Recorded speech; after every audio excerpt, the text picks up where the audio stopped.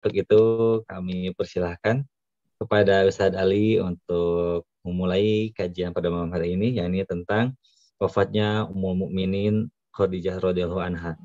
Demikian Ustadz, tafadhol. Barakallahu fiik Ustadz. Wafikum barakallah. Bismillahirrahmanirrahim. Assalamualaikum warahmatullahi wabarakatuh. Innal hamdalillah nahmaduhu wa nasta'inuhu wa nastaghfiruh wa na'udzu billahi min shururi anfusina wa sayyiati a'malina. Man yahdihillahu fala mudilla lahu wa man yudlil fala hadiya lahu. Asyhadu an la ilaha illallah wahdahu la syarika lahu wa asyhadu anna Muhammadan abduhu wa rasuluhu la nabiyya ba'dah. Allahumma salli wa sallim wa barik ala abdika wa nabiyyika Muhammad wa ala alihi wa sahbihi wa man ihtada bihadihi ila yaumil qiyamah. Qala Allah jalla wa ala ya ayyuhalladzina amanu taqullaha haqqa tuqatih wa la tamutunna illa wa antum muslimun. Ya ayyuhan nasu taqu rabbakumul ladzi khalaqakum min nafsin wahidah wa khalaqa minha zawjaha wa batha minhuma rijalan katsiran wa nisaa'a. Wattaqullaha alladzi tasaaluna bihi wal arham innallaha kana 'alaykum raqiba. Ya ayyuhalladzina amanu taqullaha wa qulu qawlan sadida yuslih lakum a'malakum wa yaghfir lakum dhunubakum wa man yuti'illaha wa rasulahu faqad faza fawzan 'azima. Amma ba'd. Ikhwani wa akhwati fillah rahimani wa rahimakumullah. Alhamdulillah. Segala puji bagi Allah Subhanahu wa taala, Ar-Rahman, Ar-Rahim, Zat yang Maha Pengasih, Zat yang Maha Penyayang. Allah Subhanahu wa taala yang memuliakan kita dengan nikmat Islam dan iman. Allah Subhanahu wa taala yang memuliakan kita dengan Al-Qur'an dan sunnah Nabi sallallahu alaihi wasallam. Walillahil hamdu wal minnah. Allah Subhanahu wa taala masih memperkenankan kita untuk bertemu di kajian rutin kita, kajian sirah Nabi kita Muhammad bin Abdullah sallallahu alaihi wa ala alihi wa sahbihi wasallam, agar kita mengambil hikmah, mengambil pelajaran, mengambil ibrah, menjadikan beliau sebagai uswah kita, menjadikan beliau sallallahu alaihi wasallam sebagai suri tauladan kita, menjadikan kehidupan beliau sallallahu alaihi wasallam sebagai pedoman bagi kita di dalam menjalani kehidupan dunia ini, karena beliau sallallahu alaihi wasallam yang telah dipilih oleh Allah Subhanahu wa taala untuk menjadi uswatun hasanah, suri tauladan yang terbaik, sehingga semua gerak-gerik beliau, semua sikap langkah beliau, ucapan bahkan diamnya beliau sallallahu alaihi wasallam adalah qudwah dan uswah yang layaknya ditiru oleh setiap umat Muhammad sallallahu alaihi wa ala alihi wa sahbihi wasallam di dalam beribadah kepada Allah Subhanahu wa taala dan di dalam menjalani kehidupan dunia. Ikhwatul iman rahimani wa rahimakumullah. Pada kesempatan ini kita membahas tentang suatu fase di antara fase kehidupan Nabi kita Muhammad sallallahu alaihi wasallam yang menjadi salah satu hal yang menyedihkan bagi kehidupan beliau sallallahu alaihi wasallam, karena kita harus sadar, kita harus paham ikhwani wa akhwati fillah rahimani wa rahimakumullah, bahwa beliau sallallahu alaihi wasallam, walaupun beliau sallallahu alaihi wasallam adalah utusan Allah Subhanahu wa taala, namun beliau sallallahu alaihi wasallam basyarun kal basyar, manusia seperti manusia yang lainnya. Beliau sallallahu alaihi wasallam tertawa, beliau sallallahu alaihi wasallam menangis, beliau sallallahu alaihi wasallam bahagia, dan beliau sallallahu alaihi wasallam juga sedih. Dan pada kesempatan ini kita akan mencoba mempelajari salah satu fase yang cukup mendatangkan kesedihan bagi hati Nabi kita Muhammad sallallahu alaihi wa ala alihi wa sahbihi wasallam, yaitu wafatnya istri beliau Khadijah binti Khuwailid radhiyallahu anha. Ikhwatul iman, saudaraku-saudariku fillah rahimani wa rahimakumullah. Khadijah radhiyallahu anha adalah nikmat di antara nikmat terbesar yang Allah Subhanahu wa taala berikan kepada Nabi kita Muhammad sallallahu alaihi wasallam. Beliau Khadijah radhiyallahu anha yang mendukung dan menyokong dakwah Rasulullah sallallahu alaihi wasallam pada kondisi yang paling susah yang dihadapi oleh beliau sallallahu alaihi wasallam. Beliau yang membantu suaminya, Khadijah lah yang membantu suaminya Rasulullah sallallahu alaihi wasallam di dalam menyampaikan risalah, yang mendampingi suaminya di saat-saat yang terpahit di dalam kehidupan Rasulullah sallallahu alaihi wasallam. Beliau menjadi pendamping manusia termulia ini dengan nyawa, dengan jiwa, dengan harta. Dan ikhwatal iman rahimani wa rahimakumullah, kita semuanya akan melihat betapa besarnya kedudukan nikmat ini ketika kita membandingkan dengan sebagian istri-istri Nabi yang lainnya yang Allah Subhanahu wa taala kisahkan di dalam Al-Qur'an, yang ternyata mereka tidak tabah untuk mendukung sang suami di dalam menyampaikan risalah ini. Tidak tabah untuk menjadi pendamping suaminya yang merupakan seorang nabi dan seorang rasul. Bahkan tidak cukup sampai di sana, bahkan sebagian istri para nabi tersebut berkhianat terhadap suaminya di dalam menyampaikan dalam hal risalah ini. Mereka lebih memilih bersama orang-orang musyrikin dengan kaumnya di dalam mendukung kesyirikan mereka dan bahkan memerangi Allah Subhanahu wa taala dan rasulnya. Ikhwatal iman rahimani wa rahimakumullah, sebagai contoh dalam hal ini antum bisa membacanya di dalam surat At-Tahrim ayat 10. Allah Subhanahu wa taala berfirman, "Daraballahu mathalan lil ladzina kafaru imra'ata Nuh wa imra'ata Lut. Kanata tahta 'abdayn min 'ibadina salihain fakhanatahuma falam yughniya 'anhuma min Allahi syai'a wa qila adkhulan nar ma'ad dakhilin." Allah Subhanahu wa taala memberikan perumpamaan bagi orang-orang kafir, istri Nabi Nuh dan istri Nabi Lut alaihi wassalam. Kanata tahta 'abdayn min 'ibadina salihain. Dua wanita ini berada di bawah pengasuhan dari dua hamba kami yang soleh. Allahu akbar, Allahu akbar. Berapa banyak wanita yang mendambakan untuk menjadi istri seorang laki-laki yang soleh, seorang laki-laki yang baik. Dan bagaimana jika menjadi istri seorang nabi? Dua wanita ini kanata tahta 'abdayn min 'ibadina salihain, berada di bawah rumah tangga dua orang hamba kami yang saleh. Penegasan dari Allah Subhanahu wa taala bahwa Nabiullah Nuh dan Nabiullah Lut alaihi wassalam adalah dua orang hamba Allah yang saleh. Suami idaman bagi banyak wanita yang menambahkan seorang suami yang saleh, yang takut dan bertakwa kepada Allah Subhanahu wa taala. Namun apa firman Allah Subhanahu wa taala tentang dua wanita ini? Fakhanatahuma falam yughniya wa fakhanatahuma falam yughniya anhuma min Allahi syai'a. Ternyata kedua wanita itu berkhianat kepada suaminya.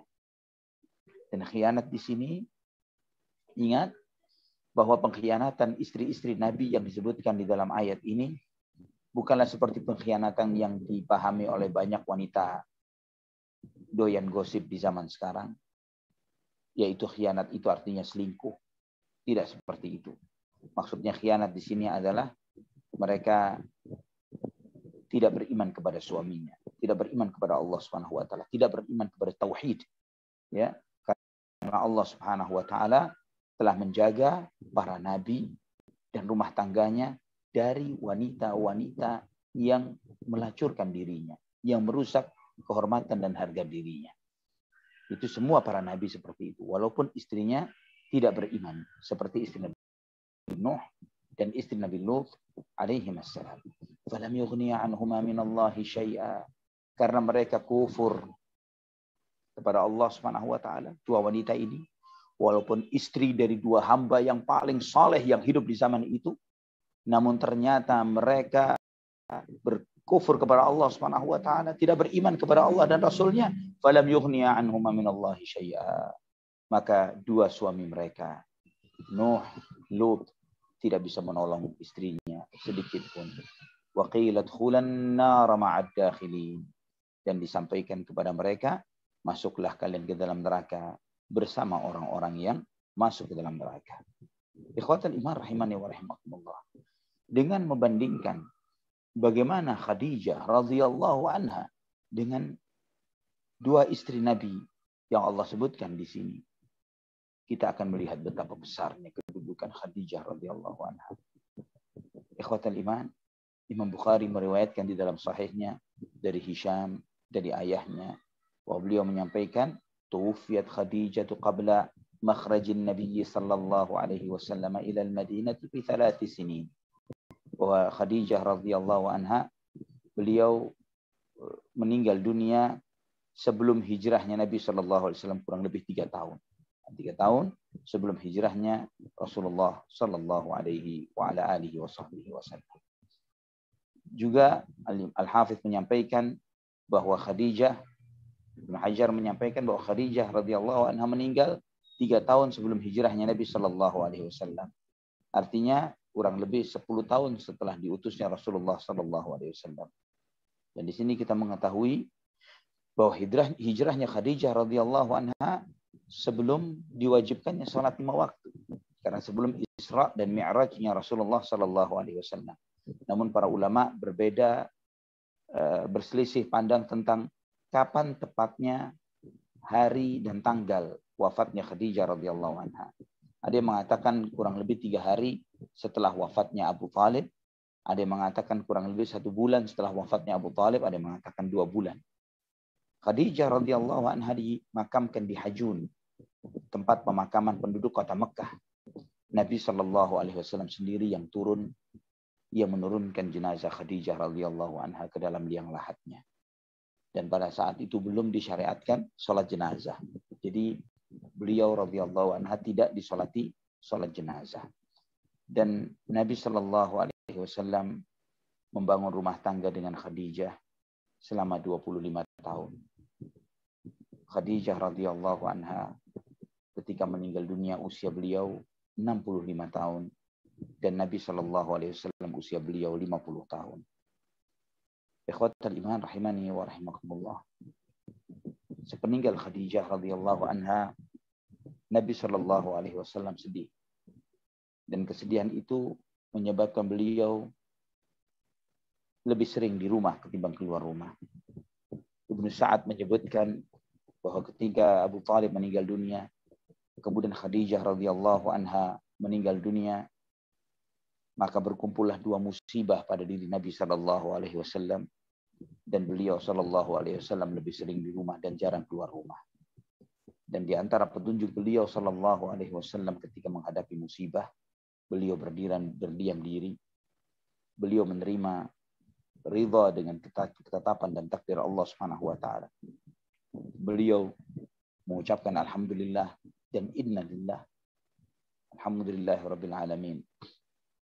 Atau beliau mengucapkan alhamdulillah ala kulli hal. Segala puji bagi Allah di dalam setiap keadaan. Inna lillahi wa inna ilaihi raji'un. Kita semuanya adalah milik Allah dan kita semuanya akan kembali kepada Allah Subhanahu wa taala.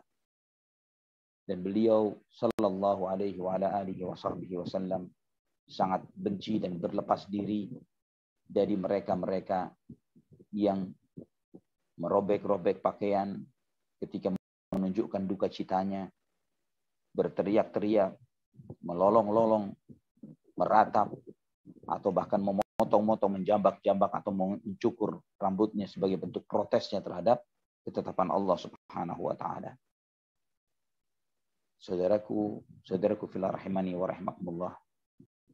Khadijah radhiyallahu anha memiliki banyak keutamaan yang Allah Subhanahu wa taala sematkan kepada beliau yang tidak dimiliki oleh banyak wanita yang lain yang ada di muka bumi.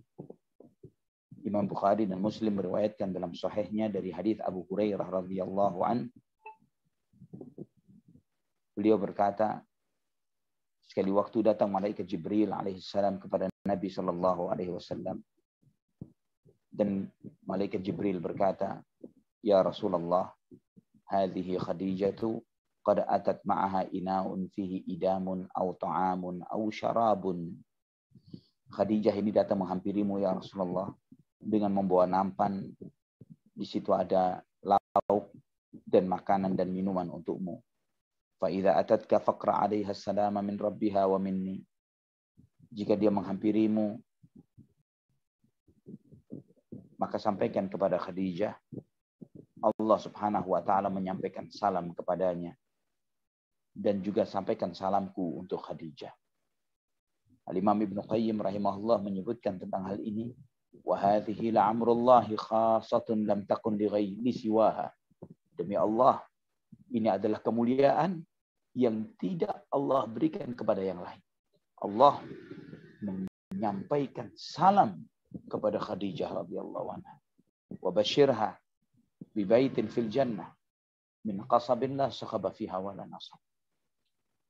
Sampaikan kepadanya bahwa Allah Subhanahu wa taala telah menyediakan baginya istana di surga yang terbuat dari mutiara yang utuh bulat seperti kubah yang sangat besar, dan dia tidak akan mendengar suara pekikan, teriakan, penolakan, dan dia tidak akan pernah merasa kelelahan di dalamnya. Para ulama menyebutkan, di antaranya As-Suhaili rahimahullah, kenapa disebutkan dua sifat, la sahab wala nasab. Sahab itu bentuk pembangkangan ketika seorang istri protes kepada suaminya. Nasab artinya kelelahan, keletihan. Sahab itu ketika sikap acuh tak acuh, protes, bentakan, suara lantang yang disampaikan seorang istri kepada suaminya, itu adalah sahab. Sedangkan nasab adalah kelelahan dan keletihan. Hal ini disebutkan di dalam riwayat ini. Akhwani wa akhwati fillah rahimani wa rahimakumullah. Disampaikan tentang dua sifat ini sebagaimana dalam Sahih Bukhari dan Sahih Muslim ini. As-Suhaili menyampaikan bahwa Nabi Shallallahu Alaihi Wasallam ketika menyuruh Khadijah untuk masuk Islam, beliau langsung merespon. Tidak ada penolakan sama sekali. Tidak bertanya, tidak protes, tidak ada meninggikan suara, tidak ada penentangan.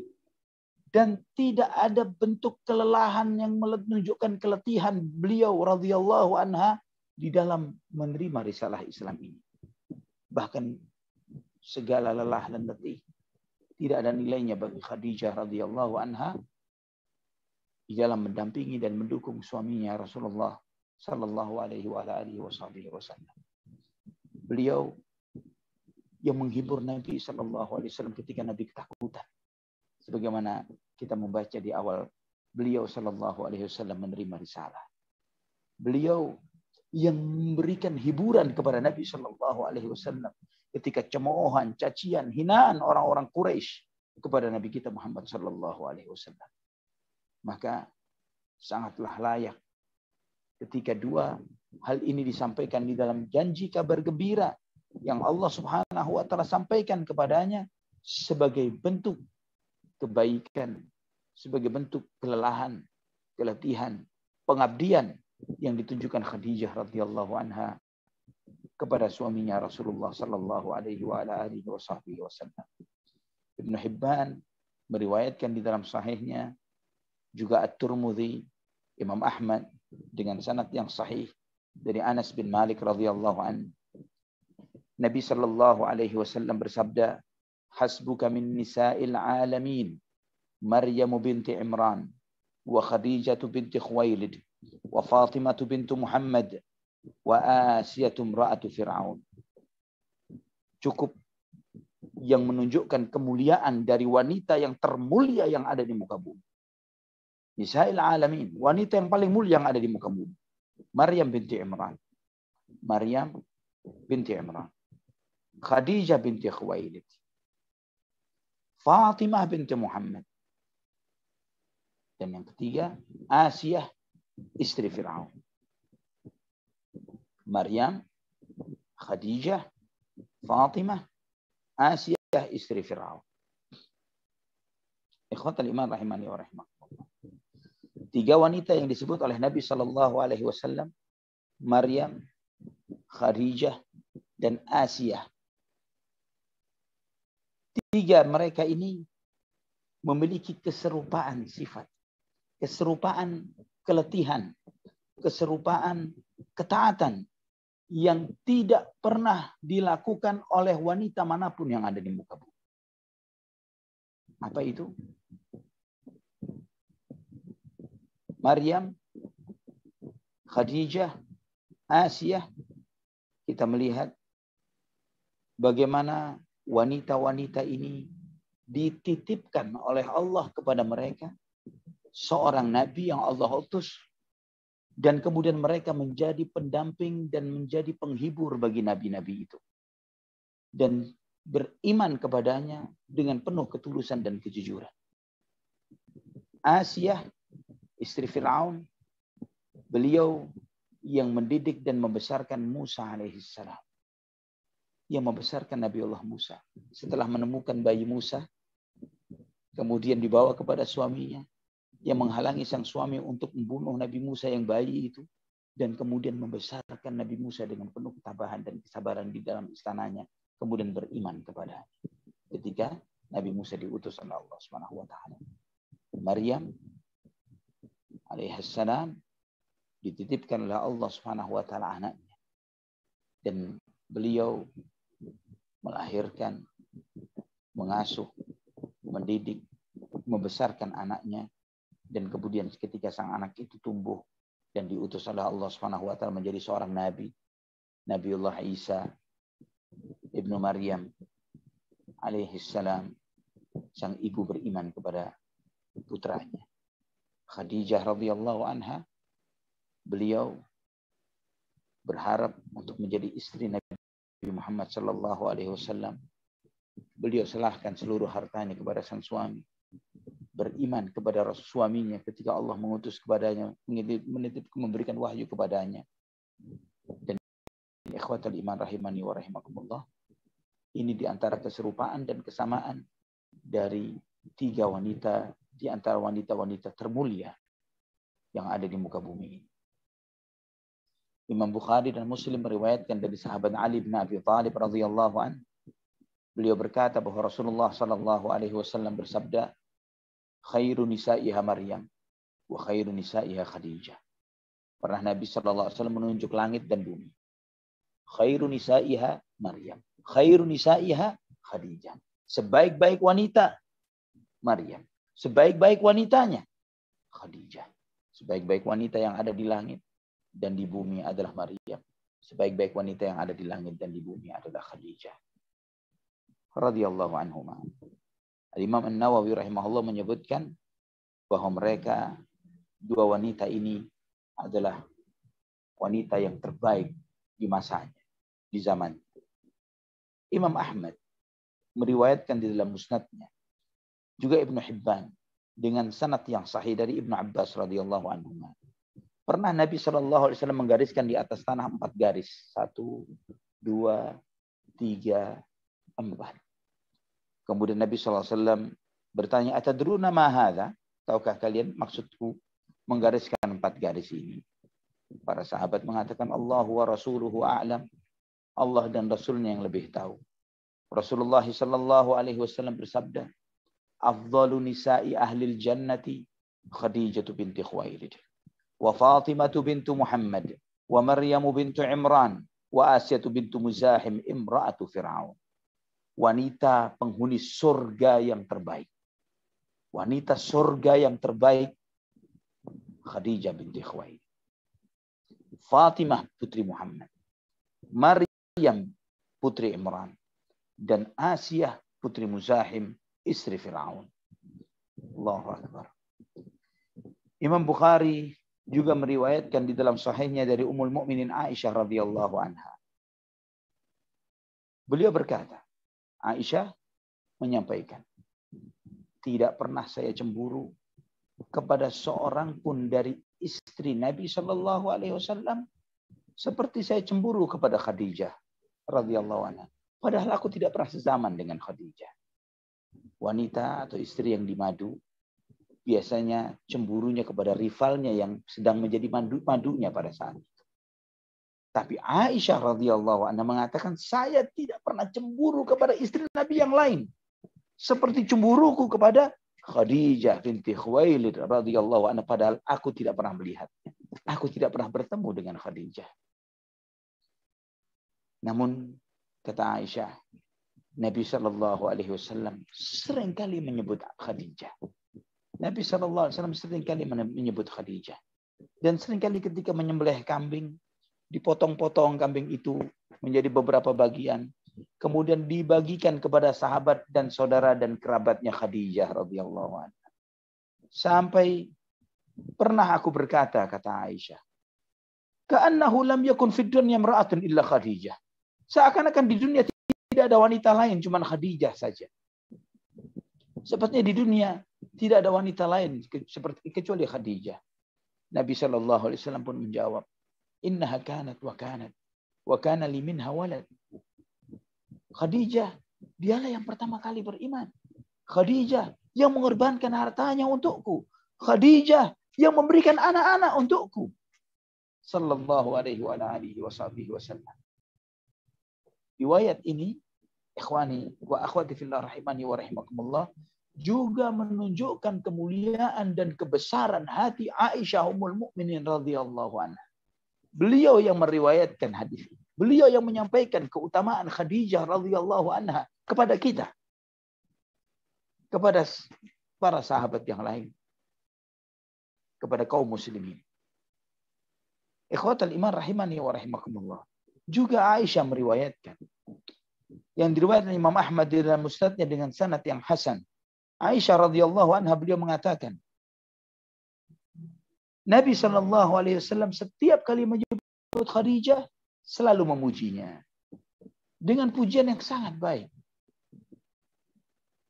Sampai sekali waktu aku cemburu.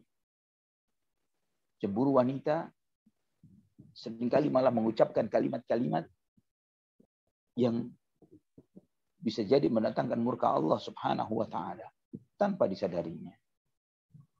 Aku berkata, ma aktsara ma tadhkuruha hamra asy-syidq qad abdalakallahu azza wa jalla khairan minha. Wahai suamiku, wahai Rasulullah, betapa seringnya engkau menyebut wanita ompong itu, sedangkan Allah telah menggantikanmu dengan aku yang jauh lebih baik darinya. Allahu akbar. Apa jawaban Nabi sallallahu alaihi wasallam? Ingat, hadis ini juga Aisyah radhiyallahu anha yang menyampaikan. Beliau bisa jadi karena kecemburuannya tidak menyampaikan hadis ini kepada kita semua. Dan ini di antara hadis yang menjelaskan keutamaan Khadijah radhiyallahu anha. Dan juga di saat yang bersamaan kemuliaan Ummul Mukminin Aisyah binti Abi Bakar As-Siddiqatu binti Siddiq radhiyallahu taala anha wa an abiha. Ikhwatal iman rahimani wa rahimakumullah. Nabi sallallahu alaihi wasallam bersabda, kata Aisyah, "Ma abdalani Allahu azza wa jalla khairan minha. Qad amanat bi idh kafara bin nas wa saddaqatni idh kadzdzabani an-nas wa wasatni bimaliha idh haramani an-nas wa razaqani Allahu azza wa jalla waladaha idh haramani auladan nisa." Nabi sallallahu alaihi wasallam bersabda, kata Aisyah radhiyallahu anha, tidak ada pengganti untuk Khadijah. Tidak ada pengganti yang lebih baik. Tidak ada pengganti yang lebih baik bagiku melebihi Khadijah. Tidak ada pengganti untuk Khadijah. Dia beriman kepada aku ketika manusia yang lainnya tidak beriman kepada aku. Dia membenarkanku ketika yang lain kufur dan mendustakanku.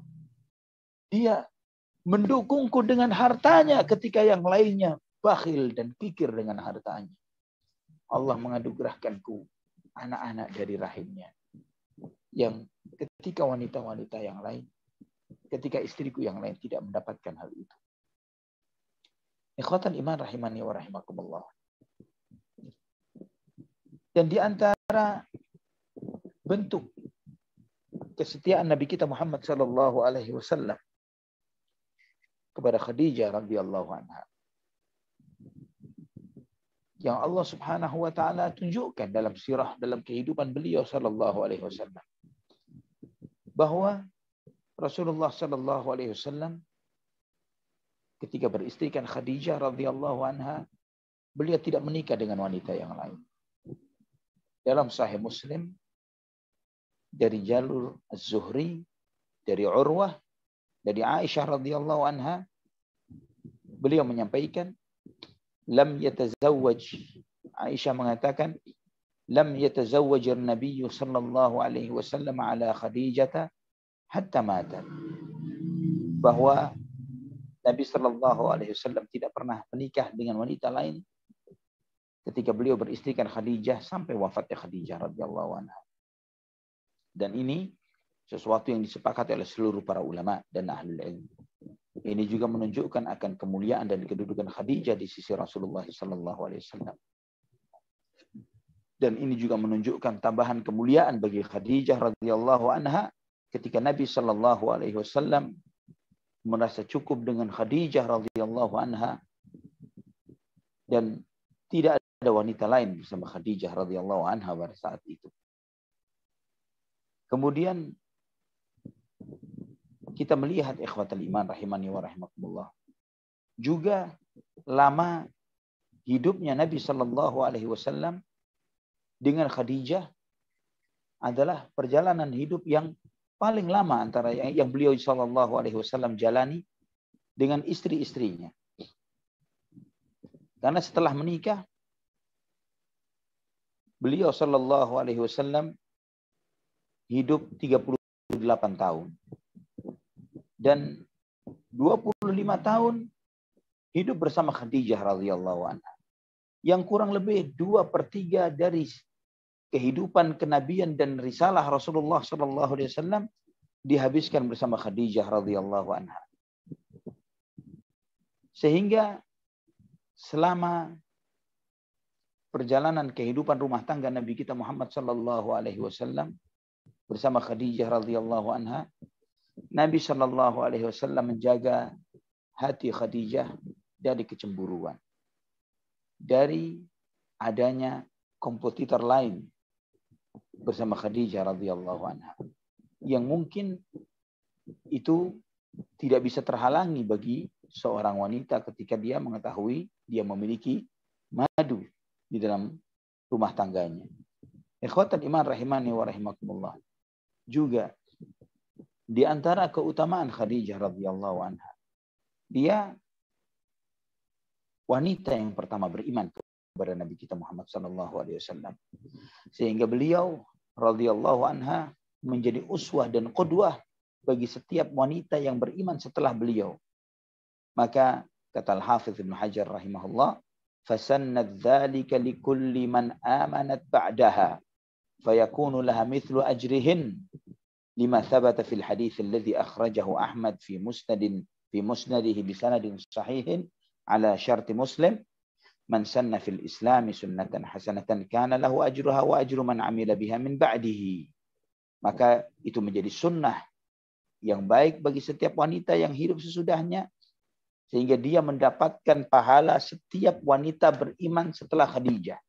Semua wanita beriman setelah Khadijah radhiyallahu anha, Khadijah mendapatkan pahalanya.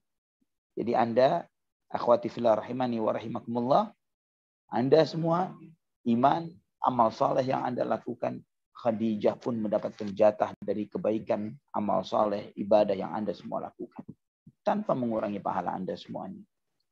Sebagaimana sabda Nabi sallallahu alaihi wasallam, barang siapa yang menjadi suri toladan yang baik di dalam Islam ini, maka dia akan mendapatkan pahalanya dan pahala orang yang menirunya sampai hari kiamat.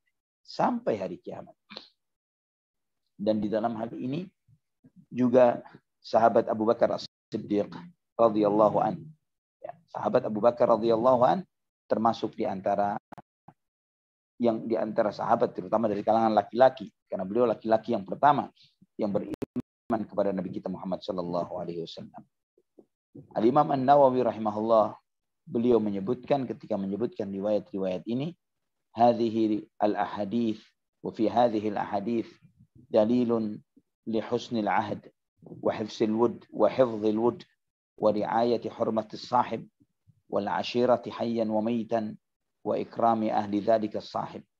Dan dalam hal ini merupakan dalil perlunya seseorang itu menjaga komitmennya, mengingat kasih sayangnya, menjaga kehormatan teman dan sahabatnya, baik ketika teman itu masih hidup maupun sudah wafat, serta memuliakan mereka-mereka yang memiliki kemuliaan itu, walaupun sudah tidak bersama.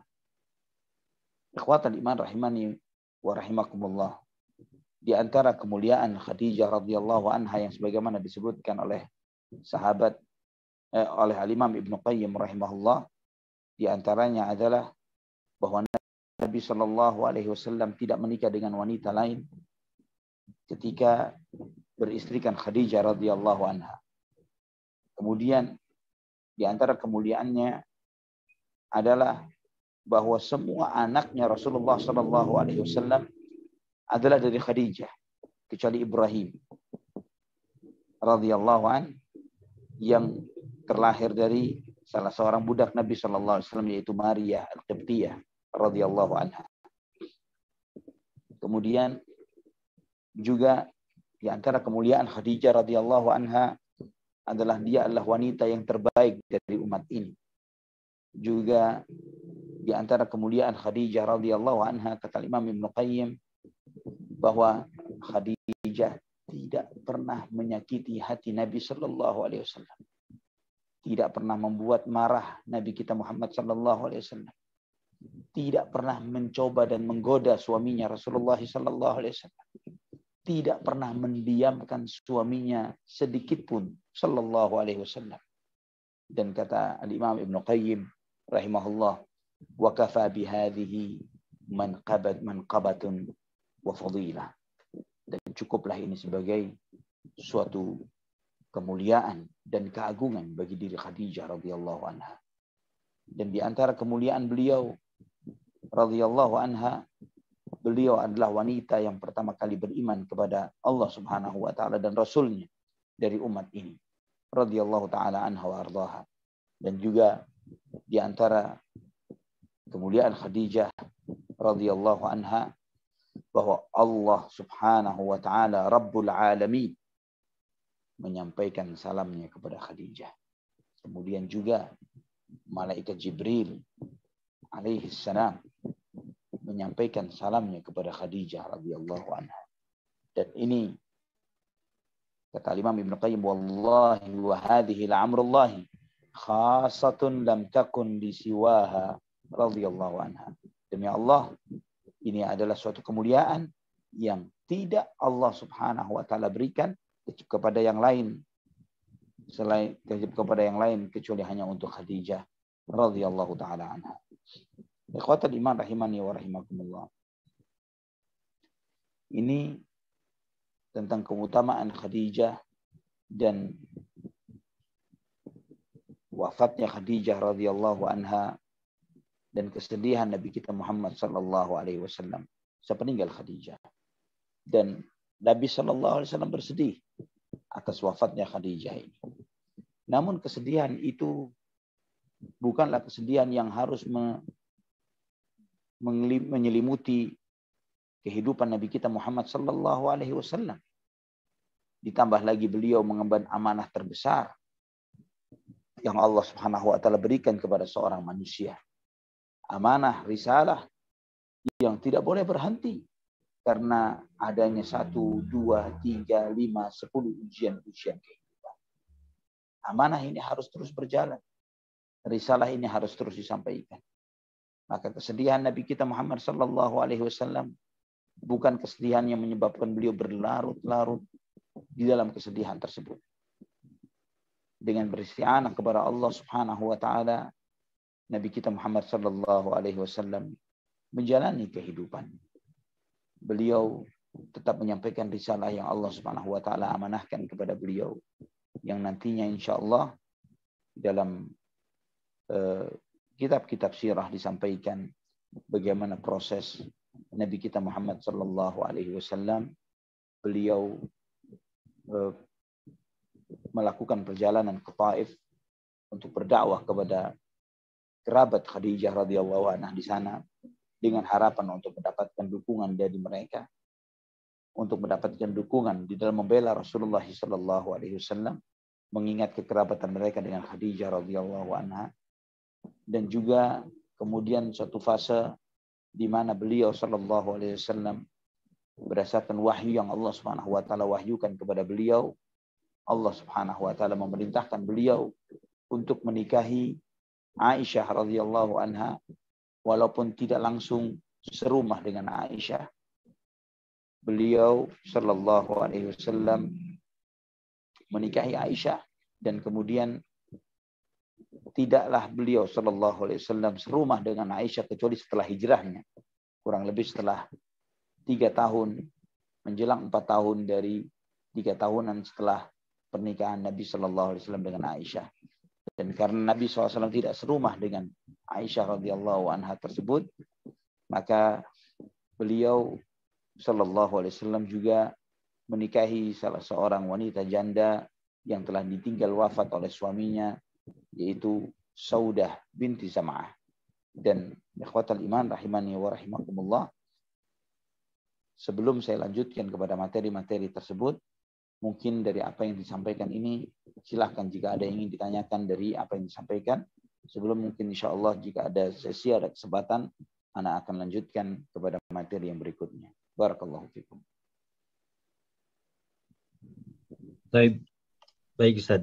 Syukuran jazakallah Ustaz untuk pemaparannya tentang wafatnya Ummul Mukminin Khadijah radhiyallahu anha. Begitu banyak pengorbanan beliau gitu ya untuk dakwah ini, dan inilah wanita yang sangat mulia sekali, dan tentu saja ini menjadi cemburu istri-istri Nabi yang lainnya. Bil khusus ini sudah mendapatkan keistimewaan dari Allah Subhanahu wa taala di antara 3 wanita lainnya, yakni ada Maryam dan Asia ya.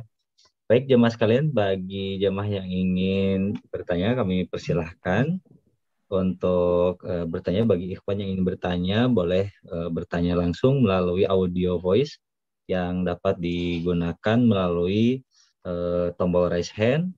Kemudian juga bagi jemaah akhwat yang ingin bertanya silahkan dapat dikirimkan pertanyaannya melalui WA di 0812 22723457. Baik, silahkan kita lihat dulu apakah ada yang raise hand. Belum ada. Untuk dari WA pun belum ada. Dari Kang Z. Dari anak. Baik Ustaz, ini ada pertanyaannya tentang tadi Ustaz tentang bahwa Nabi SAW memakamkan Khadijah radhiyallahu anha itu belum disyariatkannya pengurusan jenazah saja. Pengurusan jenazahnya itu kapan mulai disyariatkannya pengurusan jenazah begitu Ustaz? Disyariatkannya salat jenazah. Wallahu a'lam bishawab. Ana tidak tahu secara tepatnya kapan pertama kali disyariatkannya salat jenazah. Jika melihat dari sirah Nabi Shallallahu Alaihi Wasallam, karena tidak lama setelah Nabi Shallallahu Alaihi Wasallam setelah wafatnya Khadijah radhiyallahu anha, setelah fase ini kemudian ada Mi'raj, Nabi Shallallahu Alaihi Wasallam Isra dan Mi'raj, dan tidak lama setelah itu beliau Shallallahu Alaihi Wasallam ada proses Bai'atul Aqabah pertama dan kedua sebelum proses hijrahnya Nabi Shallallahu Alaihi Wasallam, dan setelah itu beliau hijrah.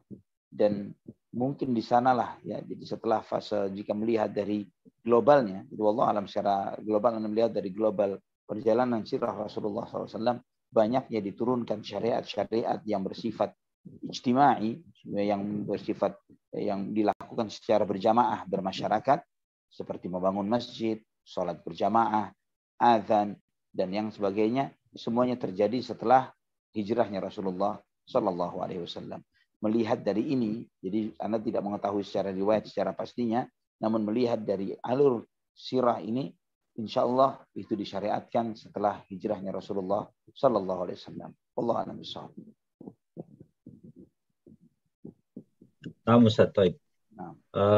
Baik jemaah sekalian, bagi yang ingin bertanya silahkan untuk yang ingin bertanya silahkan untuk mengacungkan tangannya terlebih dahulu melalui tombol raise hand yang tersedia pada fitur participant di aplikasi Zoom Meeting ini. Bagi jamaah akhwat yang ingin bertanya silahkan pertanyaannya disampaikan melalui WA dengan format nama, pagar, asal kota atau asal domisili, pagar, kemudian pertanyaannya. Kemudian WA-nya dikirimkan ke 0812 222 723 457. Begitu. Berikutnya pertanyaan Bismillahirrahmanirrahim. Afwan Ustaz, ketika Anda mengikuti pemakaman kerabat keluarga, tiba-tiba ada keluarga yang membuang bungkusan di dalamnya adalah pakaian-pakaian rahimahullah ke dalam kuburnya. Apakah itu diperbolehkan atau termasuk dalam pembatalan dalam tauhid, Ustaz? Bagaimanakah sikap kita jika ada yang keadaan seperti itu lagi? Apakah boleh kita mengambilnya kembali bungkusan tersebut? Demikian Ustaz, jazakumullahu khairan, barakallahu fikum. Wafik barakallah. Ana Allah alam tidak tahu maksud dari apa yang dilakukan oleh sebagian kerabat Anda tersebut. Bisa jadi adalah karena ada keyakinan-keyakinan tertentu yang bisa jadi keyakinan itu syirik atau kufur kepada Allah Subhanahu wa taala. Wallahu alam bishawab. Saran ana jika hal itu terjadi lagi maka ambil bungkusan tersebut. Ya, ambil bungkusan itu karena yang hidup lebih butuh pakaian dari sang jenazah ini yang telah ditinggalkannya ketimbang yang wafat. Ya, sebagian bahkan seperti Abu Bakar As-Siddiq radhiyallahu an, beliau ketika berpesan sebelum wafatnya beliau menyampaikan, tolong kafankanlah aku dengan kain kafan yang lama, dengan kain yang lama, jangan dengan kain yang baru, kata Abu Bakar, karena yang hidup lebih butuh yang baru ketimbang yang lama. Kata Abu Bakar radhiyallahu an seperti itu. Yang hidup pakai yang baru. Kalau jenazah ngapain pakai kain baru? Pakaikan kain yang lama. Yang hiduplah yang butuh dengan pakaian, dengan celana, dengan kaos kaki, dan lain sebagainya. Tapi yang sudah meninggal dunia tidak membutuhkan itu semuanya.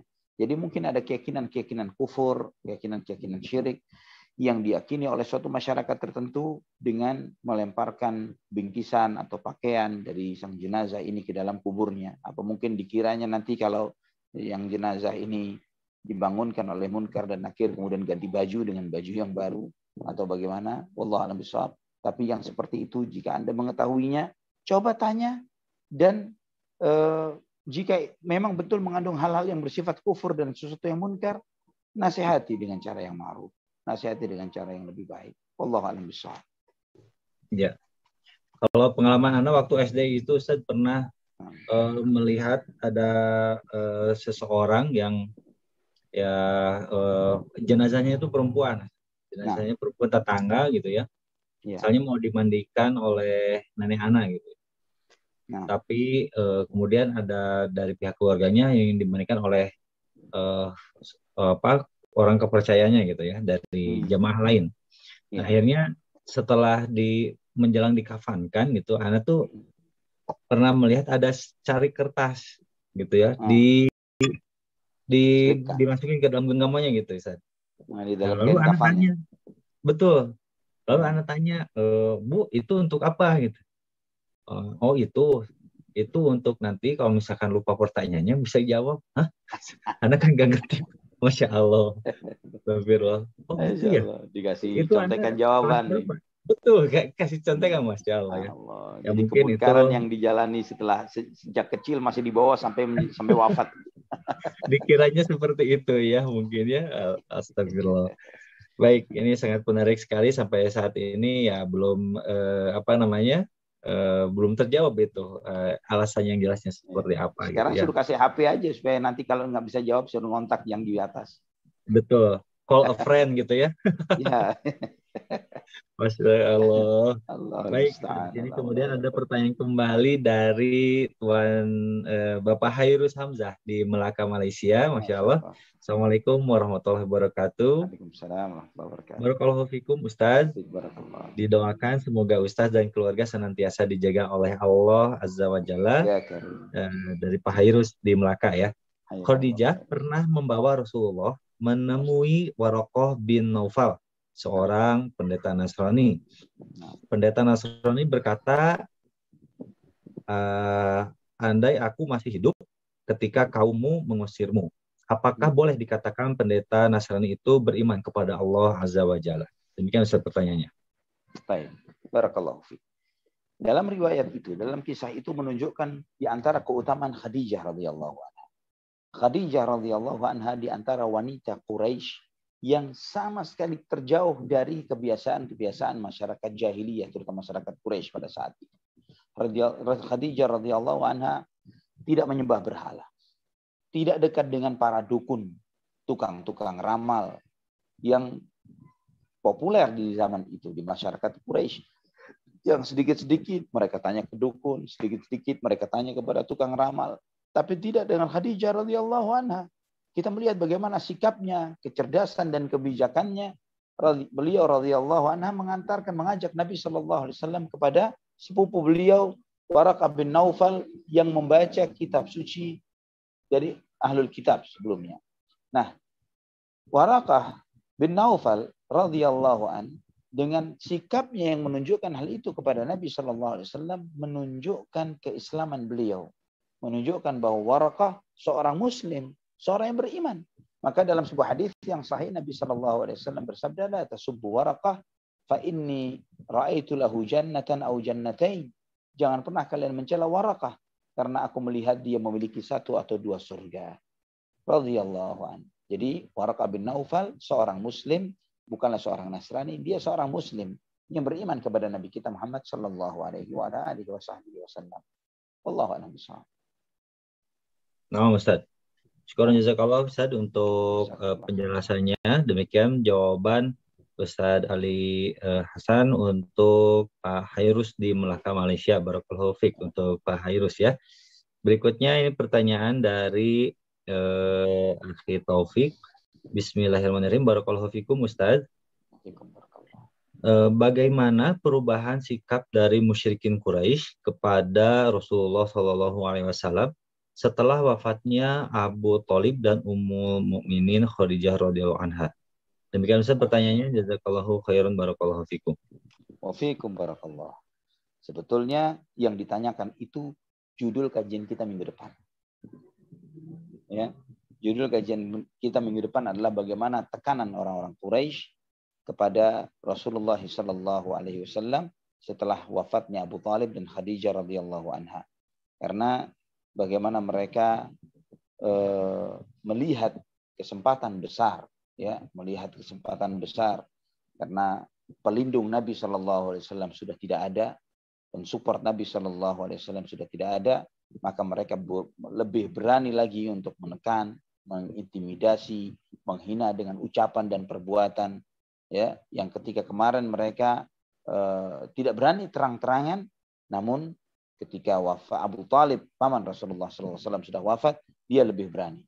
Sehingga di antara apa yang dilakukan oleh orang-orang kafir Quraisy, ya, sebagaimana disampaikan oleh Al-Hafidz Ibnu Katsir, beliau menyampaikan bahwa apa yang diriwayatkan bagaimana orang-orang kafir Quraisy menaruh jeroan kambing ke pundak Nabi ketika beliau salat, ya, sebagaimana yang disampaikan oleh Abdullah bin Amr bin Al-As, juga bagaimana Nabi SAW ketika sholat dicekik, ya, sedang sholat dicekik sampai didorong oleh Abu Bakar As-Siddiq, ya, dan juga sebagaimana Abu Jahal berupaya untuk menginjak leher Nabi SAW ketika beliau SAW, dan yang lain sebagainya.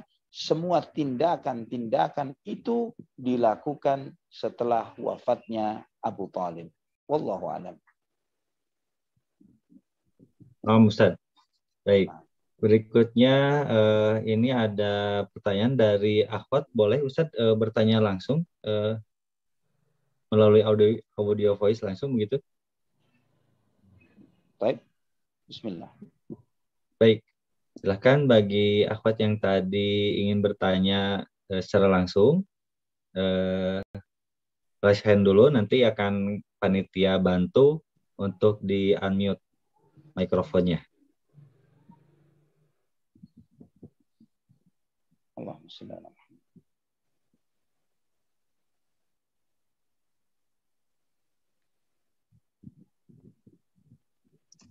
Baik, silakan. Tadi akhwat yang sempat bertanya, bolehkah bertanya langsung? Insya Allah Ustadz Ali sudah mengizinkan. Silakan untuk raise hand terlebih dahulu agar kami dapat mengaktifkan atau me-unmute-kan mikrofon Ukhti. Tafadhol.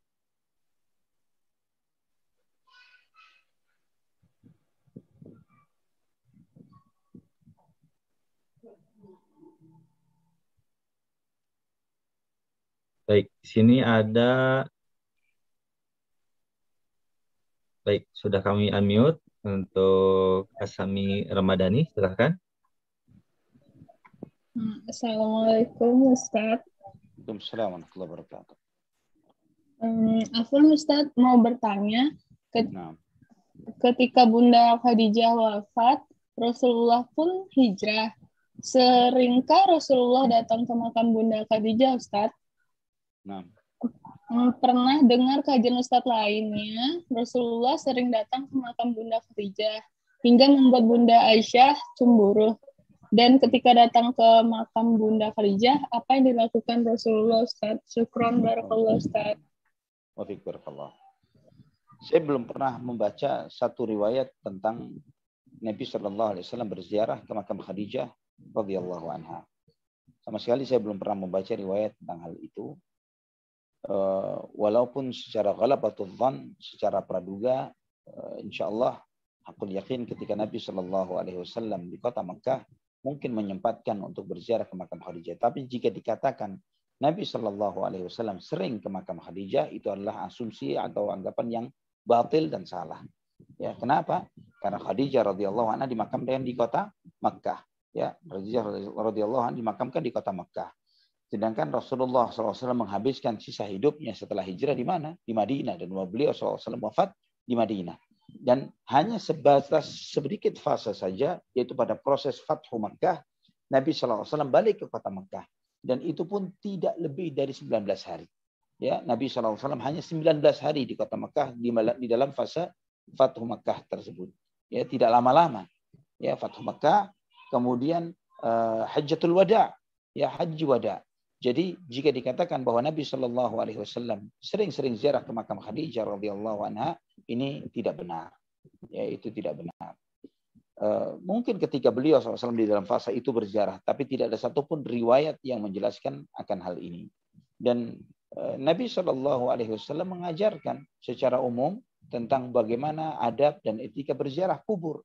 Ya, ketika dengan mengucapkan salam kepada ahli kubur, kepada ahli kubur yang ada di sana. Assalamualaikum ya ahli diyari minal muslimin wal mu'minin. Antum sa'idiquna nahnu bikum lahiqun. Nas'alullah lana wa lakumul afiyah. Dan kemudian dengan berdoa, dengan memohon kepada Allah Subhanahu wa taala agar diberikan kebaikan dan rahmat dan ampunan bagi penghuni kubur yang didoakan tersebut. Jadi jika disampaikan tadi sebagaimana yang waktu ditanyakan bahwa ada seorang ustadz yang mengatakan bahwa Aisyah radhiyallahu anha sampai cemburu karena Rasulullah sallallahu alaihi wasallam sering-sering berziarah ke makam Khadijah, ini sesuatu yang tidak didukung dengan satu riwayat yang sahih. Ya, tidak ada satupun riwayat yang sahih mendukung akan hal ini. Karena Aisyah radhiyallahu anha berumah tangga dengan Nabi ketika di kota Madinah, ya, bukan di kota Makkah. Ketika di kota Madinah, kapan Nabi SAW ziarah ke kubur Khadijah? Kapan itu terjadi? Pasti di antara salah satu dari dua fase, yaitu Fathu Makkah, dan itu sekian tahun sesudahnya, atau yang kedua adalah ketika Hajjatul Wada, peristiwa fase haji wada. Dan jika hanya 2 kali dalam sisa hidup Nabi Shallallahu Alaihi Wasallam, ini tidak bisa dikatakan sebagai sering-sering berziarah ke makam beliau radhiyallahu anha. Wallahu a'lam bishawab. Baik. Mudah-mudahan jelas untuk jawabannya untuk Ukhti Sami Ramadhani. Barakallahu fiik untuk Ukhti Sami. Berikutnya ada pertanyaan dari Ukhti Sasha di Tangerang. Bismillahirrahmanirrahim. Assalamualaikum warahmatullahi wabarakatuh. Ustaz. Waalaikumsalam. Ketika Bunda Khadijah wafat, Rasulullah pun hijrah. Seringkah Rasulullah datang ke makam? Oh, ini pertanyaannya sama ya? Rupanya. Pertanyaan rupanya sama ini, Ustaz. Nah, Masya Allah. Pernah dengar? Oh ya, ini pertanyaannya sesuai gitu ya. Seperti yang tadi disampaikan. Ya. Baik, jamaah sekalian, bagi yang ingin bertanya, kami persilahkan kembali untuk mengacungkan tangannya terlebih dahulu. Nanti akan dibantu oleh panitia untuk dinonaktifkan, untuk diaktifkan mikrofonnya atau di-unmute mikrofonnya ya. Berikutnya bagi jamaah yang mau bertanya melalui WA pun kami persilahkan. Untuk pertanyaannya dikirimkan ke 08122272234557 dengan format nama, pagar, asal domisili, pagar, dan pertanyaan. Baik, jika tidak ada lagi pertanyaan untuk malam hari ini, mungkin akan diakhiri. Sebelum diakhiri, mungkin ada kata penutup untuk pertemuan pada malam hari ini. Tafadhol Ustaz. Nah, barakallahu fiik. Ana ada sedikit tambahan terkait tentang rumah tangga Nabi kita Muhammad sallallahu alaihi wasallam dengan Khadijah radhiyallahu anha. Sebagian penyampai kisah ya yang menyampaikan kajian-kajian dengan format kisah, dongeng, cerita, mereka tidak sedikit dari mereka yang mendramatisir beberapa peristiwa dan fase yang dijalani oleh Nabi kita Muhammad SAW. Sehingga digambarkan bagaimana ratapan Khadijah menjelang wafat, bagaimana beliau menggambarkan dialog yang disetting sedemikian rupa dengan kalimat-kalimat yang betul membuat seseorang itu terharu-haru yang luar biasa, ya. Dan ini tidak sedikit ana juga mendengarnya di beberapa media, ya, itu disampaikan oleh sebagian dai. Sehingga memang ketika kita mendengar, jika riwayat itu memang benar seperti apa yang disampaikan, betul-betul akan menyayat-nyayat hati kita mendengar bagaimana sedahsyat itu yang tersampaikan, yang terjadi. Namun, ikhwani wa akhwati fillah rahimani wa rahimakumullah, di dalam mengkaji sirah, ya, di dalam mengkaji sirah Nabi kita Muhammad sallallahu alaihi wasallam, terutama di dalam kita mengkaji sirah, tujuannya adalah untuk mengambil ibrah, mengambil pelajaran, mengambil uswah dan qudwah dari kehidupan Nabi kita Muhammad sallallahu alaihi wasallam, maka kita tidak boleh merujuk atau bersumber dari riwayat-riwayat yang tidak ada sumber dan asalnya. Jadi bukan semua yang cerita indah dan baik dan bagus itu boleh didengar dan disampaikan kepada yang lain. Saya sering mendengar bahwa bagaimana ratapan Khadijah, bagaimana keluhan Khadijah, bagaimana curahan hati yang disampaikan Khadijah radhiyallahu anha kepada Nabi kita Muhammad sallallahu alaihi wasallam tentang kesetiaan, tentang perjuangan dan lain sebagainya. Namun sebagian besarnya bersumber dari riwayat-riwayat yang tidak bisa dipertanggungjawabkan. Dan ini berbahaya, sangat berbahaya. Kenapa sangat berbahaya? Karena di dalam dialog-dialog itu juga mengutip dan mengambil nama atas nama Rasulullah Sallallahu Alaihi Wasallam. Bagaimana Nabi Sallallahu Alaihi Wasallam kemudian menjawab, bagaimana Nabi Sallallahu Alaihi Wasallam kemudian merespon, bagaimana Nabi Sallallahu Alaihi Wasallam menanggapi, dan hal itu semuanya adalah berbohong atas nama Rasulullah Sallallahu Alaihi Wasallam. Sedangkan berbohong atas nama Rasulullah Sallallahu Alaihi Wasallam termasuk dosa besar. Sampai Nabi Sallallahu Alaihi Wasallam bersabda dalam salah satu riwayat, yang riwayat ini mutawatir, diriwayatkan lebih dari 80 orang sahabat beliau, yaitu diantara lafaznya adalah man kadhiba alayya muta'ammidan falyatabawwa maq'adahu minan nar. Barang siapa yang berbohong atas namaku, maka silahkan dia pesan tempat duduknya di api neraka. Jadi ini berbahaya. Jadi tidak semua cerita-cerita para pedongeng, penyampai kisah yang mungkin dengan, apalagi na'udzubillah, ya, sebagian dai-dai kita pun sekarang ini tidak sedikit dari mereka mengemas kajian-kajian dan dakwah-dakwah mereka dengan background musik, ya, dengan lantunan musik syahdu, membuat seseorang itu terenyuh, bertambah sedihnya, termakan dengan apa yang disampaikan dengan background musik ini semuanya adalah bentuk tasyabbuh dengan orang-orang kafir. Ya, itu bentuk tasyabbuh dengan orang-orang Nasrani, dengan orang-orang Yahudi yang mereka tidak punya kalamullah. Mereka tidak punya qala Rasulullah sallallahu alaihi wasallam. Firman yang mereka sampaikan banyak adalah firman-firman yang palsu. Sedangkan kalamullah azza wa jalla, Al-Qur'anul Karim, sudah memiliki powernya, memiliki kekuatannya. Jadi, ikhwani wa akhwati fillah, rahimani wa rahimakumullah, cukuplah nasihat itu maqala Allah wa qala Rasulullah sallallahu alaihi wasallam. Nasihat itu dengan apa yang Allah firmankan, apa yang disabdakan oleh Nabi kita Muhammad sallallahu alaihi wasallam. Jangan sampai termakan dengan dai-dai, dengan ustaz-ustaz yang sebagian mereka mungkin kita berhusnudzon kurang paham bahwa tindakan apa yang mereka lakukan itu pada hakikatnya bertasyabbuh kepada orang-orang Nasrani, kepada orang-orang di luar Islam sana, kepada sebagian motivator yang mereka memang butuh dukungan sound system tertentu untuk memperkuat apa yang mereka sampaikan, untuk masuk ke dalam hati objeknya, di dalam hati mereka yang mereka ajak bicara. Tapi hal ini tidak dalam dakwah. Apalagi dalam iringan doa, meminta doa, mengamini doa. Kemudian ada lantunan musik. Bagaimana doa yang seperti itu ingin dikabulkan oleh Allah Subhanahu wa taala? Kita berdoa dalam kondisi maksiat kepada Allah Subhanahu wa taala. Allahul musta'an, wala haula wala quwata illa billah. Jadi, ikhwani wa akhwati fillah rahimani wa rahimakumullah, ini juga sebagai kalimat penutup bagi kajian kita di kesempatan hari ini, bahwa kita mengkaji pada kesempatan ini bagaimana kesedihan hati Nabi kita Muhammad bin Abdullah sallallahu alaihi wa alihi wasallam sepeninggal dua orang yang terdekat dengan beliau sallallahu alaihi wasallam, yaitu Abu Talib dan kemudian meninggalnya Khadijah radhiyallahu anha. Dan itu juga menjadi peluang tambahan bagi orang-orang kafir Quraisy di dalam menekan dan menindas Nabi kita Muhammad bin Abdullah sallallahu alaihi wasallam. Namun di antara hikmah juga yang kita pelajari di dalam kehidupan Nabi kita Muhammad sallallahu alaihi wasallam, bahwa kehidupan itu kita menjalani kehidupan sesuai dengan garis yang ditakdirkan oleh Allah Subhanahu wa taala. Annama asabaka lam yakun liyukhti'ak wa ma akhta'aka lam yakun liyusibak. Bahwa apa yang Allah tetapkan akan menimpa dirimu, kamu tidak akan bisa menghindar dari itu.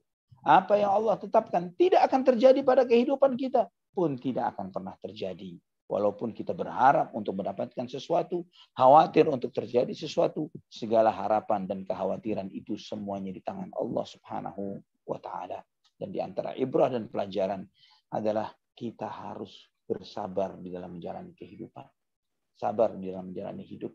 Sebagaimana uswah dan qudwah kita Nabi kita Muhammad sallallahu alaihi wasallam, bahwa selama nyawa ini masih Allah titipkan di dalam jiwa kita, kita masih diizinkan hidup.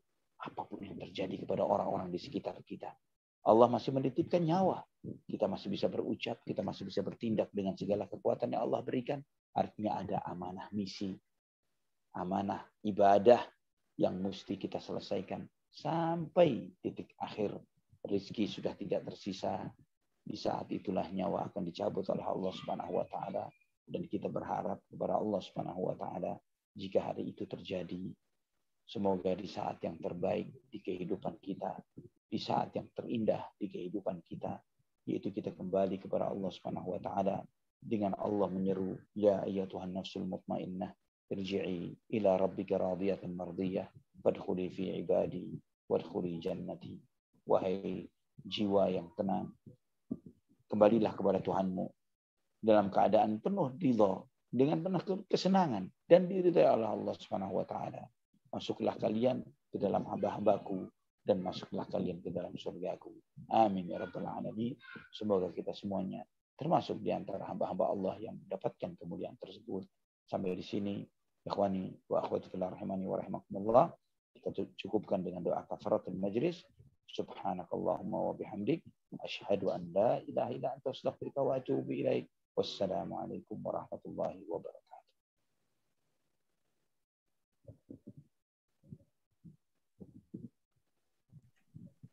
Waalaikumsalam warahmatullahi wabarakatuh.